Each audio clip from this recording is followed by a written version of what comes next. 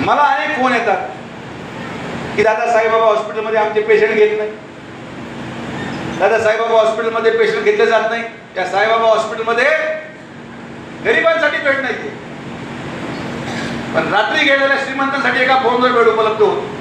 मग आपण हा विचार केला तर कसा मार्ग काढायचा? आणि म्हणून साईबाबांना स्मरून तुम्हाला सांगतो, विखे पाटील परिवाराने निर्णय घेतला, पुढच्या 2 वर्षामध्ये शिर्डीमध्ये माझं व्यक्तिगत मोफत 200 बेडचं रुग्णालय मी उभं करणार, ज्यामध्ये आपण गरिबांना मोफत उपचार देणार आहे.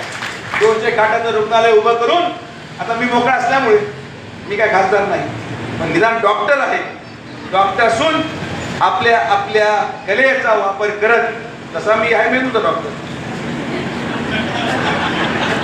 तिथं दवाखाना उघडल्यानंतर जे माझ्याकडे येतील मी त्यांचा मेंदू एका उघडून पाहिजे, नेमकी हा कोणाचा आहे, त्याच्या मनात काय चाललंय, आणि म्हणून त्या दवाखान्याची गरज आपल्याला. या दवाखान्याच्या माध्यमातून गोरगरीब रुग्णांना उपचार, आणि यापुढे तुम्हाला कधीही कुठलाही पेशंट 2 वर्ष फक्त थांबा, कुठलाही पेशंट नाशिक मध्ये जाणार नाही.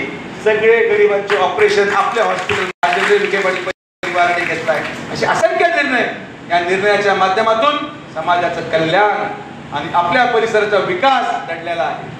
हे येणारे लोक हे कोणाचेच नाही, हे येतील, विष कालवतील, यांच्या मागे कोणी नाही. आणि मला आनंद व्यक्त करतो की रुई गाव एकमेव गाव आहे ज्यांनी ठामपणे भूमिका घेतली आणि त्या गोष्टीचा विरोध केला, शांततेत विरोध केला, आणि म्हणून रुई गावाला आता मागायचे अर्ज मान्य अशी मी घोषणा करतो. तुम्हाला कुठेही नाही, कारण तिचे व्यासपीठ चुकीचं आहे. तुम्हाला आमच्याबद्दल बोलायचं असेल तर तुम्ही सभा घ्या, तुम्ही गावठाणात भाषण करा, पण गणपतीच्या आरतीला येऊन त्या देवाचा वापर आणि तिथं जमलेल्या गर्दीचा वापर जर तुम्ही तुमच्या राजकारणासाठी करणार असाल तर या मतदारसंघामधला कुठलाही व्यक्ती ते सहन करणार नाही.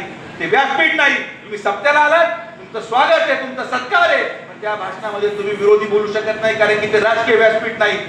लोकतांत्रिक प्रक्रियेमध्ये प्रत्येकाला आमदारकी लढवायचा अधिकार आहे, पण आलेल्या आमदारकीला मत मागणाऱ्या लोकांना माझा प्रश्न आहे की तुम्हाला आमदार व्हायचं असेल तर मी आज चॅलेंज करतो की निदान रुईच्या एक गावाच्या एका रस्त्याला तरी मुलमाचा नंबर देऊ शकत नाही, कारण की शेजारून अजून पैसे यायला सुरू झाले नाही. जे काही थोडेफार आले ते काल खेळ पैठणीमध्ये संपले. आता पुढच्या खेळासाठी अजून किती पैसे येतील ते पाहणार आहे.